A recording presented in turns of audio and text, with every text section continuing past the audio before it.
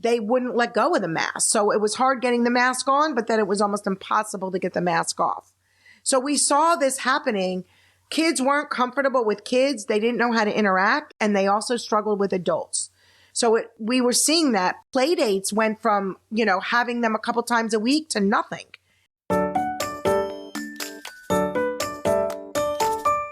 Welcome to Transforming the Toddler Years, the podcast for conscious parents, caregivers, and educators who believe tantrums aren't terrible.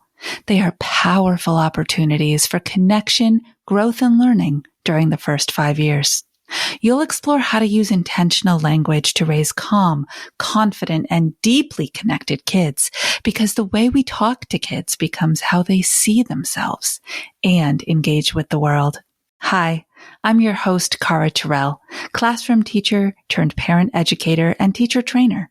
Are you ready to nurture your children's mind, body, and spirit? Welcome, Toddler Tribe. Let's transform the toddler years together. Welcome back, Toddler Tribe. Today, my guest is Dr. Elisa Shipon-Blum, and she is a wealth of information about selective mutism. She calls it SM. Her story is really unique in that her daughter suffered from this, and she just found there was nobody out there that was willing to help them in a way that made any sense for her family. And her mama intuition knew that her child could speak. There was just something in the way of her not speaking. So she is a board-certified physician, and so we call her Dr. E. She's the president and director of the Selective Mutism, Anxiety, and Related Disorders Treatment Center, which is a really long name. So the coolest part is when you put it together in an acronym, it's called the SMART Center, because these kids are very smart. She's also the host of the #1 podcast, Selective Mutism, called Unspoken Words. Over the past 30 years, she's helped thousands of children's, teens, and adults from around the world overcome selective mutism.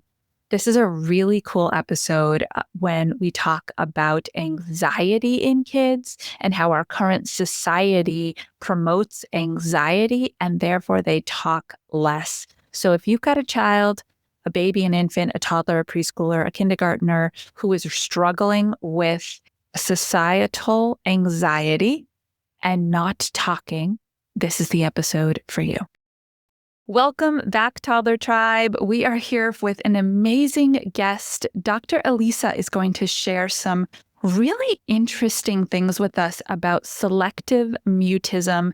And specifically, we're going to dive even deeper today into the idea that there are signs that your child has communication anxiety, and you want to be on the lookout for it because maybe they're just not ready to say it. Dr. Elisa, thank you so much for being here.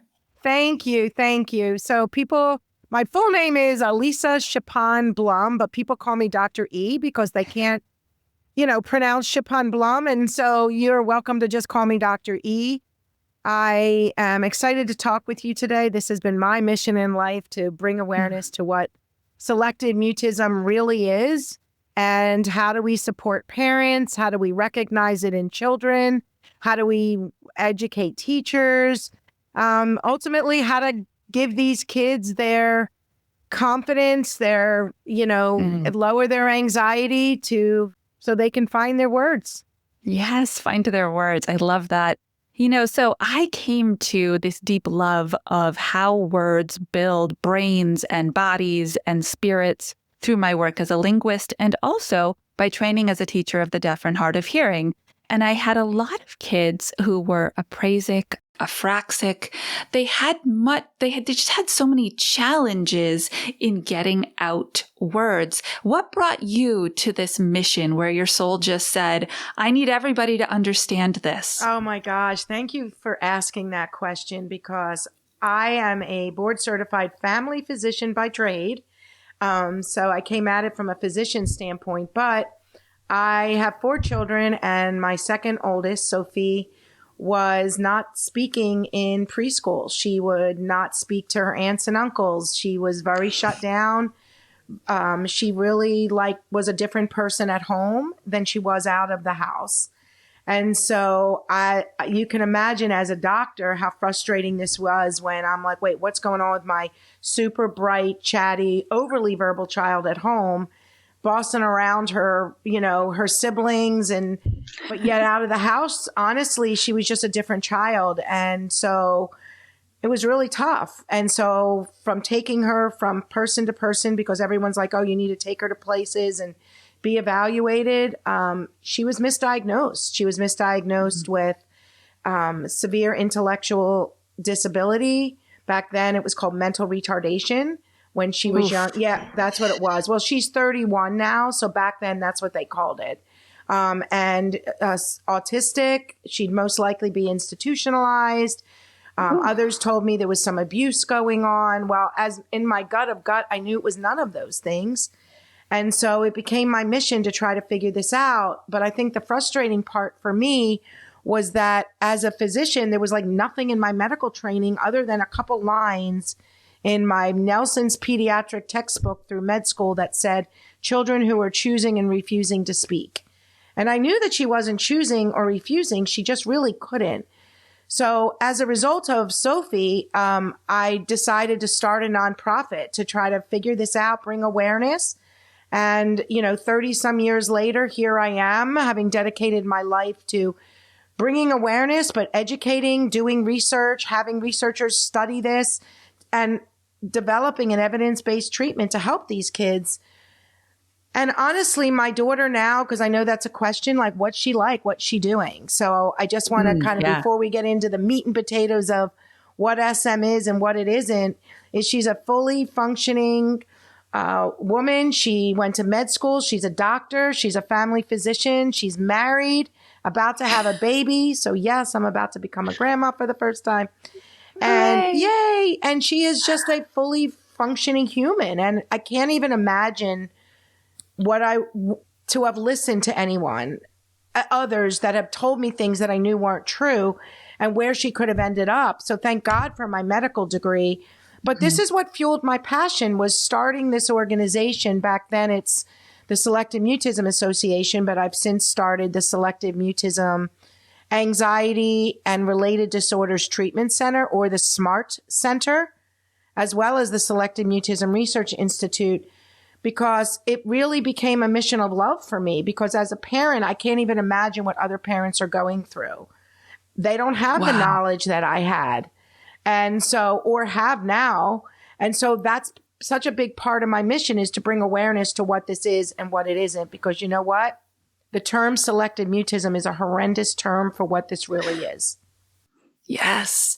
You just brought me all the way back, Dr. E. I also have adult children, and my 22-year-old, as a teacher, I had a degree of awareness and education behind me of what felt developmentally appropriate and what didn't. And I'm not a physician by any means, but she just could not interact with the world well, consistently, appropriately. She signed out there and I would interpret for her because she didn't want to talk to the other people. But this was 2 years old, 3 years old, 4 years old. And at 5, they diagnosed her with generalized anxiety disorder, which basically meant the world stressed her out.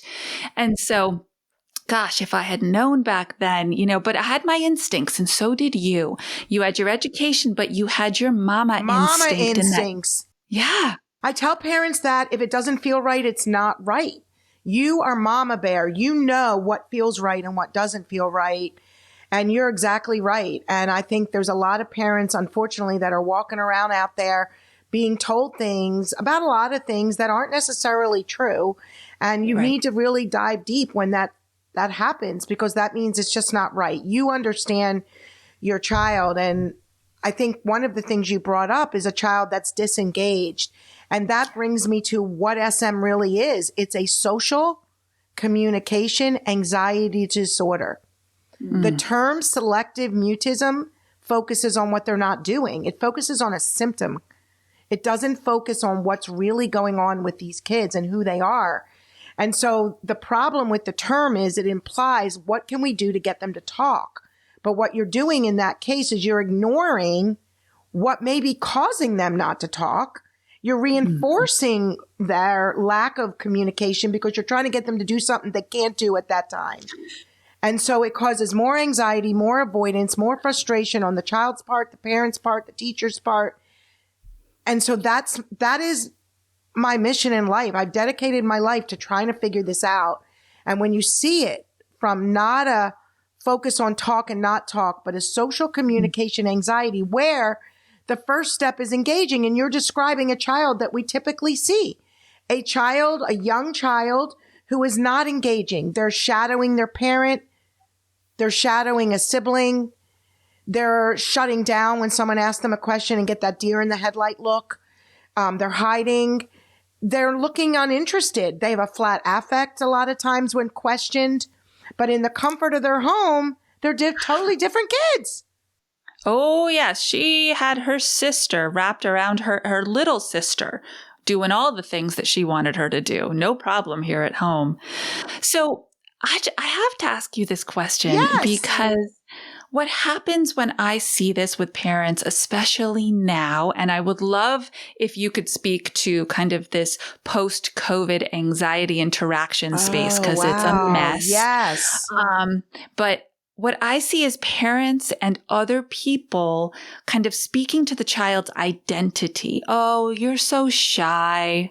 And when we do that, what additional damage are we doing? Yeah, you're labeling them with that. They feel scared. They feel uncomfortable, but they're not scared, uncomfortable kids. That's how they feel. And so a big part of working with these children is helping them identify feelings and not labeling I'm this, I'm that. It's how I feel. It's how I feel in this moment. But there's so many moments you don't feel like that. So to label I'm just like you. I don't like labeling them. I like helping them understand themselves. So a big part of what we do is helping them acknowledge their feelings by using simple feelings charts, but also being able to kind of demystify this. What is this for them? And one of the things that I developed, because how I see this is the name's horrible. It should be social communication anxiety disorder, plain and simple. There are factors into why a child isn't speaking and what may be maintaining it. And then in addition, there's stages of social communication that these kids are in. You were describing your child in basically a stage 0. They weren't engaging. They weren't interacting. Someone questions them. They almost seemingly either ignore or shut down. That's stage 0. You can give them all the money in the world, all the trips to Disney. It doesn't work to get them to talk because they're not there yet. And so there's different stages. There's the nonverbal stage. There's transitional stages with using intermediaries or shaping sounds into words.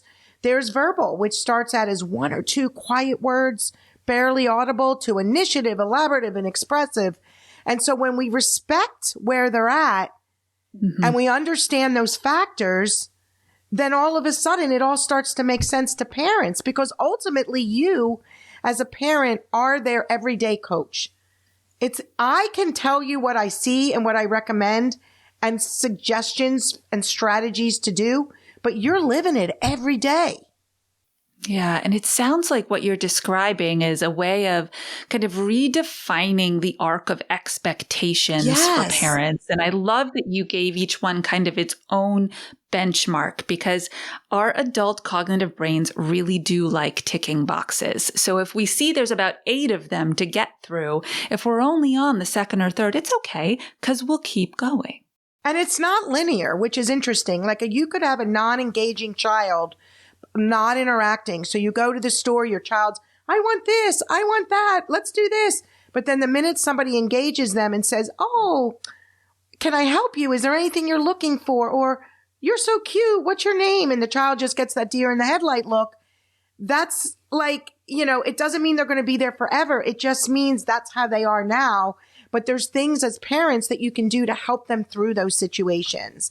Something as simple as being on the lookout. How many people can come up to us? What can they ask? But it's really redefining what this is and helping parents realize, meeting them where they're at is so important. Yes. Oh, and I'm hearing you talk and thinking about the human factor, right? That when we are willing to talk to somebody, it means that we have a certain level, whether it's small, medium, or large, of trust that we can. And the fact that we're going to feel respected when they respond to us. Now, it makes sense to me that strangers don't have those two things, and that maybe even certain family members have limited amounts of those resources from the child's perspective. How can families start to talk to their kids about that little extra risk taking, like when it's going to feel safe enough to try? So it's interesting you brought this up, and I don't think I've gone through this angle very often, but you just brought something up that makes me realize something. When you're dealing with a waiter, a waitress, a store clerk, someone like that, you're not building a relationship. It's a very kind of mechanical thing. And so you see it different. It's more of a game to play in a restaurant, like the store game. The restaurant game, or the give my order game, or the restaurant game, whatever the game may be, the scavenger hunt in a store. And part of that game is a parent, let's say, starting it out by approaching a store clerk and playing the game. And the children will make that progress because of how the parent questions them in that scenario, how they prepare for it in a fun way, how they set up the visuals, whether it's a scavenger hunt or a give my order game. And then they ask a child, let's say, a question. Instead of answering for them or telling the child to answer, you bring them into the encounter by re-asking a question a certain way and preparing in a fun, upbeat manner for young children. Older children, it becomes goals they're working on. But with friends in school, with aunts, uncles, there's relationship. And in many ways, they are harder than the store clerks and restaurant people, because you're never going to build a relationship with them. And the waiter's a waiter, whether you go to Chick-fil-A or you go to the Cheesecake Factory, they start to label it as a waiter. And we do encourage the same restaurants over and over, like the same three, repetitive. But with peers, with relatives, comfort and connection and bonding that way is the step. You don't do that with a waiter or waitress. You're playing the game or doing an activity that as a result of what you're doing, the child makes progress. So how we frame it is game playing, goal doing, and the parents being taught how to bring them in. But then with peers, it's building a connection, having a get together, which I do want to talk about COVID because this has so affected get togethers. Yes. But having a get together in school, the small groups, the buddy process, how to work that. And that's how we build the comfort and the connection that is facilitated by the adult. So children don't come with a guidebook. It's the adults that have to facilitate. Wow. Yeah, I love how you framed that as transactional versus relational. That is I love this because I never really said it like that until you just asked me that question. But it's very transactional versus relational. Ugh. That's a podcast in itself, by the way. This happens a lot, by the way, Dr. E. It's just so fun when we play off each other and these big ideas start to emerge. And that is the whole point of having these conversations. Absolutely. And you give me, like, from your background and your expertise and your experiences, you frame things in a way that the listeners may see it in a different way, in a good way. Like, you're adding so much more and gives, like you said, perspectives and other topics and deeper insights. It's wonderful to talk with guests. Yes. So listen up, Toddler Tribe. If anything's pinging for you, you can go and rate the show and then leave the review. But instead of a review, make it, hey, do an episode about this, right? Tell us what you're looking for and we will bring it to you because that is our job. As a thank you for being a loyal listener to the show, I have a gift for you. Just click the link in the show notes and grab my new intentional language tool. 5 things your toddler needs to hear you say every day. Start incorporating them now into your daily exchanges and watch and listen as your child responds differently to you. So let's go there. Let's talk about COVID, because essentially, in a nutshell, what that did was pull the plug on typical daily human interaction that kids had. So from my world, this is how I see the COVID generation. Okay. Kids who were born in 2020 or 2021 were born into it. And so they had what I call relational neglect or linguistic neglect, because they didn't know what they weren't doing, because it never existed for them. Whereas my kids that were already 1 or 2 or 3 when COVID hit, they were developing human relationships. They were in the middle of developmental up levels, and they were starting to redefine those personal connections when all of a sudden it was stripped away. So whatever feels more aligned for you to talk about, I would love to know what you're seeing, because I can tell you what we're seeing in the preschools and the kindergartens right now are kids who have such high levels of social anxiety that they can't separate from their parents. And the rest of the day is them trying to get their nervous system under control and very much struggling to. Yeah, I mean, it's amazing to see the change as time went on. I mean, it's exactly what you said. So there was this period of time, whether they were young children in that midst of developing those language formative years that they need, 2 to 4, and then also the kids born into it. We saw a lot of kids coming to us where they didn't know how to interact with humans. So every time they saw an adult, they were terrified. And they were very overly connected in a learned helplessness way to their parents. And so we'd see these kids, let's say a couple years ago, that were 1, 2 years old, and they came to us, let's say a year ago, and it was like they didn't know how to interact. So adult asked them a question, they shut down, and they couldn't interact with adults. It's almost, and you say to yourself, why? Well, every time they were near an adult, don't go near them, stay 6 feet. They also had masks, so they couldn't read faces. And so we saw the kids that were very, very afraid of adults. We saw the kids that didn't know how to interact with kids that had very limited interaction, because we see a wide range. We saw some individuals where they were interacting with kids throughout. They weren't as bad. But the families that kept those kids home for 2, 3 years, so to speak, and in our population, because a lot of the parents are anxious about, like a little more anxious, there's a lot of a genetic predisposition with the anxiety. Some of them were even more so avoidant of others and kept the masks on longer. And because our kids are more like anxious kids, they wouldn't let go of the mask. So it was hard getting the mask on, but then it was almost impossible to get the mask off. So we saw this happening.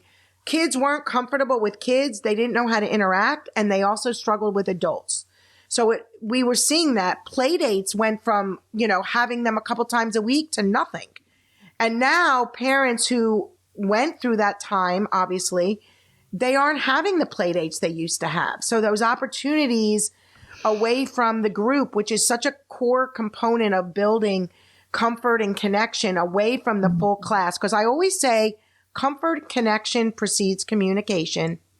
Progress rarely occurs in a group, except for, I say, CommuniCamp. That's our intensive group treatment and parent training program, because that's where it does happen in a group, because kids see other kids like them, that social identity piece, and parents feel connected and supported. So that's the only exception of progress occurring in a group. Most of the time, it's what can you do away from the group to build peer connection and comfort building, which will fuel confidence and communication, especially as adults facilitate strategies.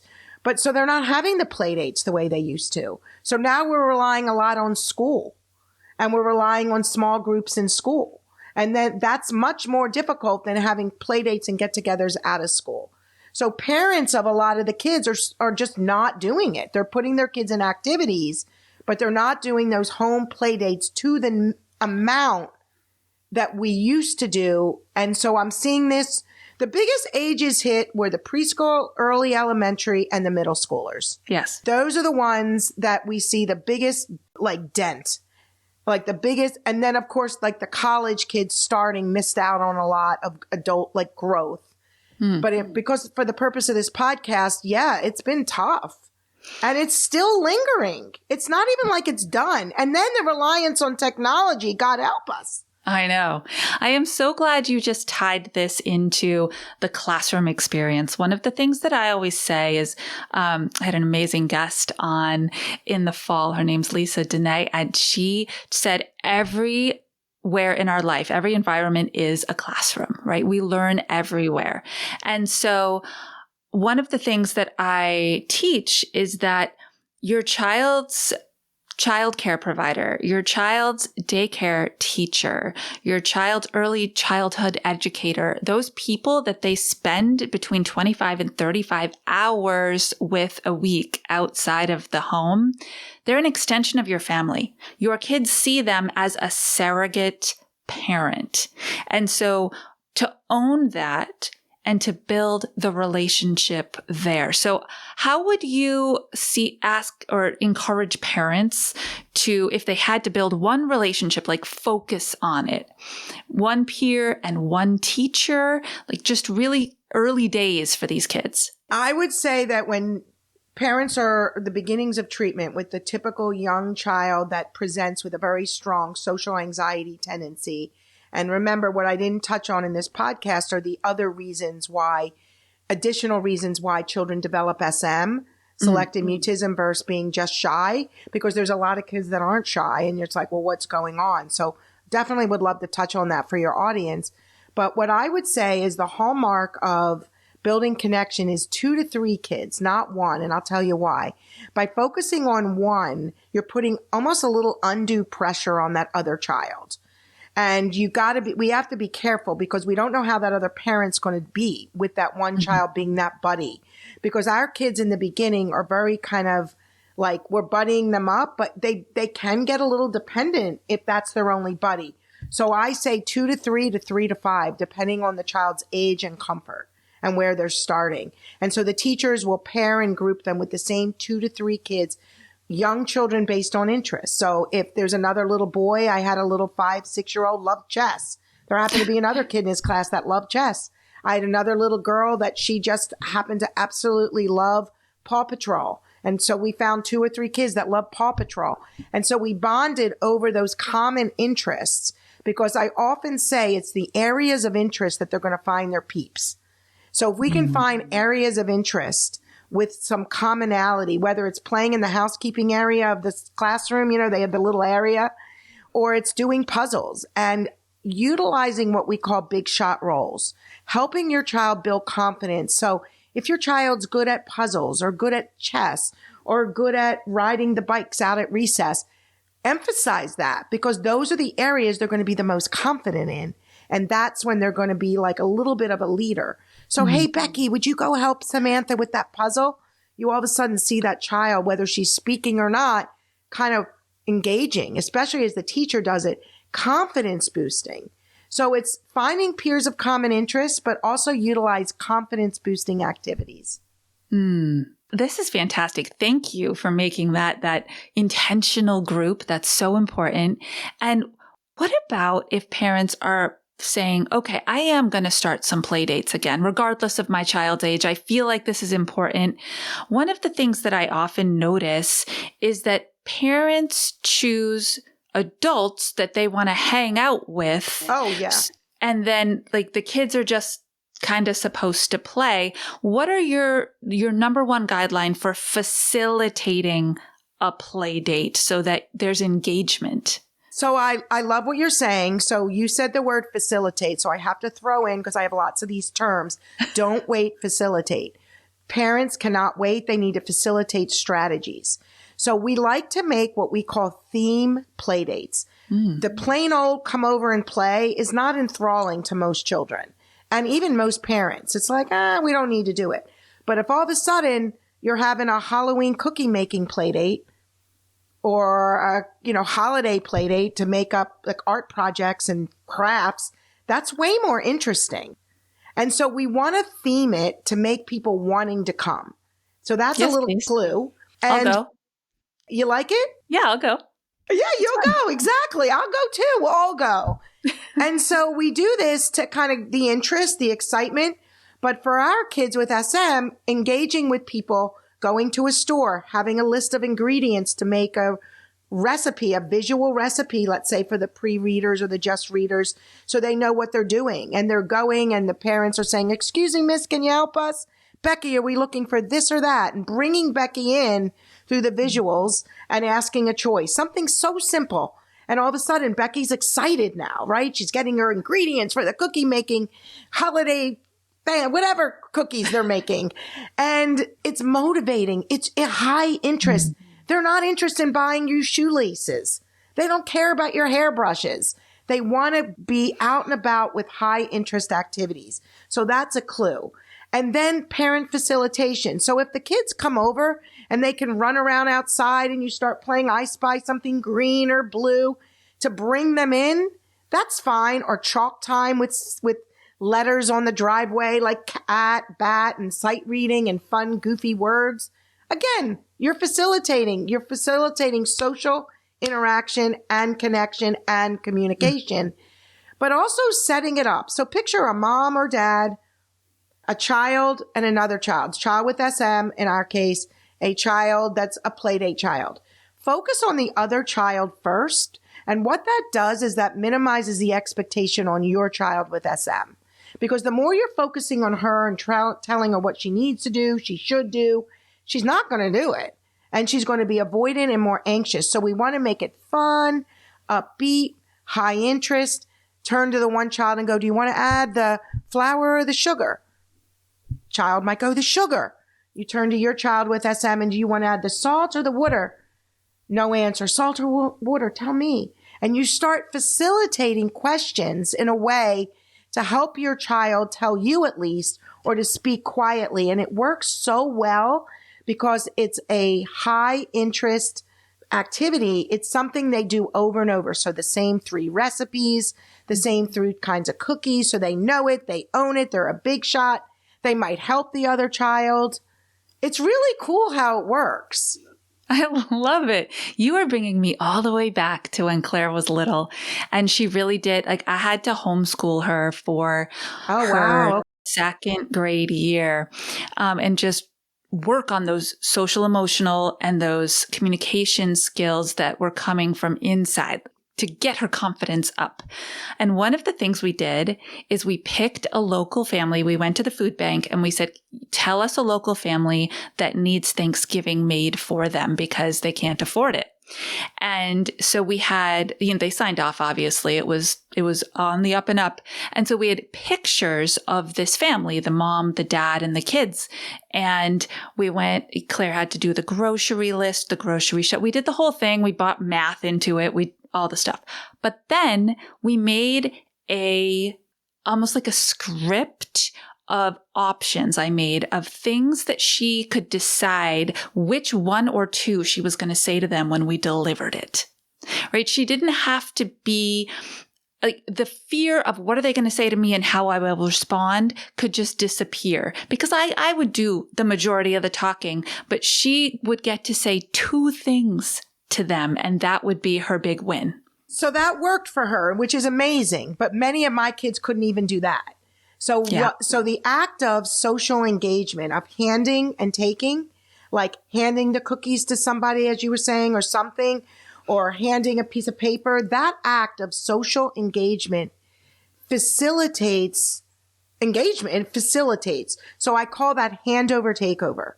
And the act of a parent when they're walking around, having the child more in front of them, that they're on the side. So it's called the front line.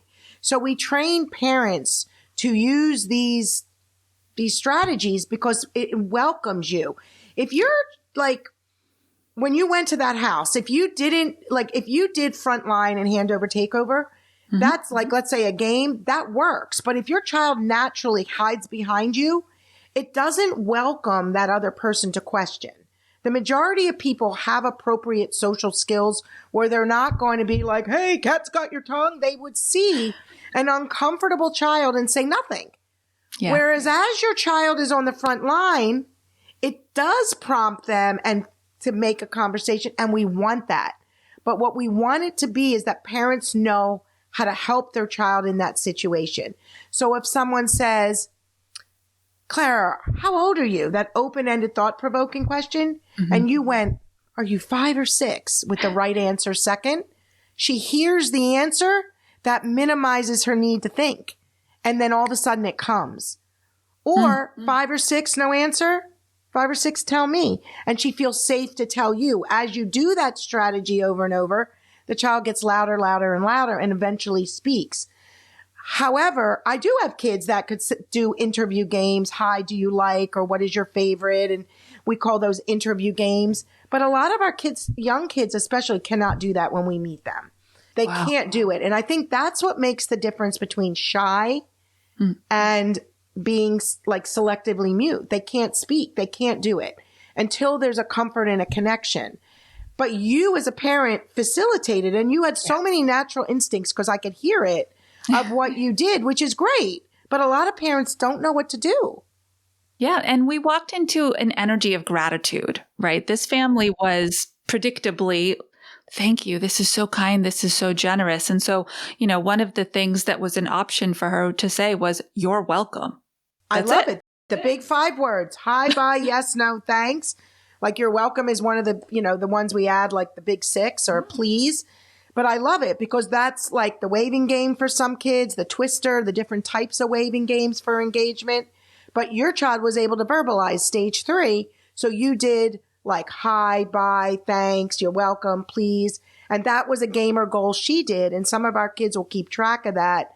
But yeah, she did it. And that was amazing. And you saw where she was at. You were able to assess that. I love that. And maybe she made the meal. So then it's like a big shot roll. Like she helped prepare it. Oh, yeah. The turkey, the everything. Yep. We brought the whole Thanksgiving dinner. Yeah, it was amazing. And the other thing I just want to kind of say as we come towards a wrap here is afterwards, being able to see where she was then. And this is still true to this day, by the way. My 23-year-old social battery drains very quickly.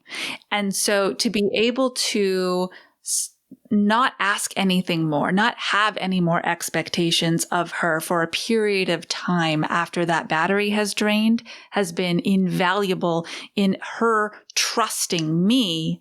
Oh my God. To move forward. I love this because what you're describing is something, well, first of all, a lot of children that I deal with selective mutism are highly sensitive children. So, HSPs, highly sensitive people. So they're highly sensitive to having sensory processing disorder. That's a large percentage of kids, much more than people realize. And that is also a factor into what maybe makes them stand out more with SM and shutting down versus a child that doesn't have as much of that. But then you talked about something called the 3 L's: look, listen, and learn. You looked at your child, you learned, you looked, you listened, and you learned, and you are respecting where she's at. And so you, instead of, come on, you need to, let's go, you got to, you should do this. That is what I call disrespects the child. You were saying, wait, her battery just drained. You can't change that. You can only adapt to it and figure out ways to help her feel comfortable and minimize that. But you can come up with different strategies, like arrive early, don't rise to a whole big, loud, large, lots of people environment. But you were reading that, and I love it. The look, listen, and learn. I try to teach that to parents all the time, and they'll journal that for me. Their warm-up time in different settings, because they need to understand their child. So I love that you did that. Are you looking for a job? I mean, this is just intuitively who I am. It really is. I'm really impressed. I'm really impressed. I'm always looking for opportunities to be able to kind of allow other people to understand they have this in them too, if they're just willing to stop the nonsense, right? To let all the crazy of the world go and just be with their child for a little while. They will see it. They will feel it. And accept them for who they are. Meet them where they're at. That's one of my favorite sayings, is meeting them where they're at. Because a lot of parents have just, I'm sure you see this, really high expectations, and they want them to do something or get somewhere. And sometimes our kids can't get there at the pace that the parents want them to. And that projects onto their child. Yeah. Although that is 100% true. But what I also see on the other side of the same conversation is they're saying, I want my child to feel good. I want my child to feel whole. I want my child to feel successful. I want them to thrive without me. So I love this vision that parents have. And, as we wrap up here today, here's what I want you to hear, Toddler Tribe. Here's what I want you to get out of this. Your kids, regardless of how old they are right now, have been stuck in survival mode for a really, really, really long time. And when you are in fight, flight, freeze, or fawn as your reaction to everything over long periods of time, you get stuck there. And this is why it looks like all little people have high anxiety right now. There's hope. Dr. E is telling you how. She's telling you why, and I'm telling you that you can do this. Just if you need help, seek the help. And much like we say to people, get off the internet, stop listening to all the hacks and tricks and tips. Just whatever time you've been doing scrolling, start taking it with this intentional action and have a guide, have someone who's willing to take you through that journey. And what's so beautiful is when they're so little, you're actually able to really change their brain. Yes. Like it's amazing. Yes. And they don't have the years of learned and conditioned behavior, because I see all ranges. Yeah. And the younger, the quicker, and that's why early diagnosis. And let me say something. I'm not about a diagnosis. I don't care what it's called. You're not treating a diagnosis. You're treating a child. Mm-hmm. And I always say diagnosis is for two things: insurance reimbursement and school-based accommodations and interventions. But we're treating a child. So it's not about the name of any of this. Is if your child is dysfunctional, is not functioning socially, emotionally, maybe academically, even a toddler, like kind of reaching their milestones. They can at home, but they can't in the preschool class.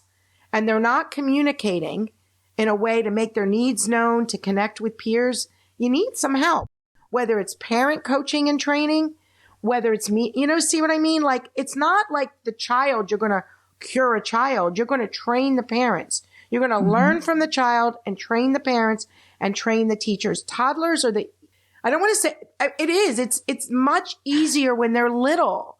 And it's amazing to see how these kids blossom so quickly just by how you even just ask a question. I agree.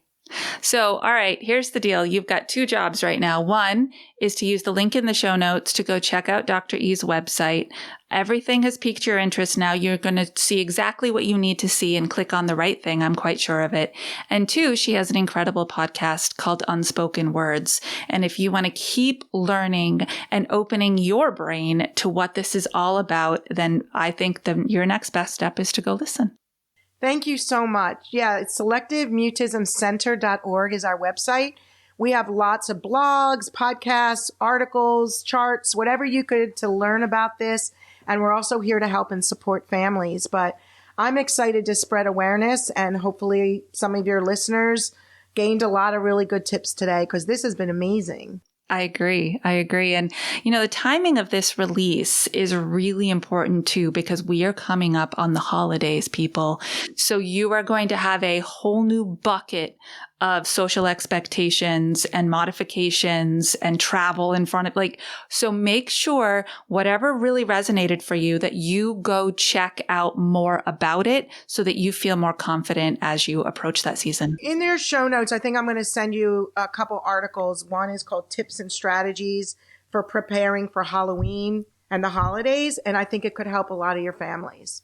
Fantastic. Well, I know you have an incredibly tight schedule with everything that you do. So thank you so much for dedicating some time to our podcast today. Oh, thank you for having me. I loved it. Thank you so much. This was amazing. All right, Toddler Tribe, you know what to do. Until our next episode, stay mindful and proactive as we transform the toddler years.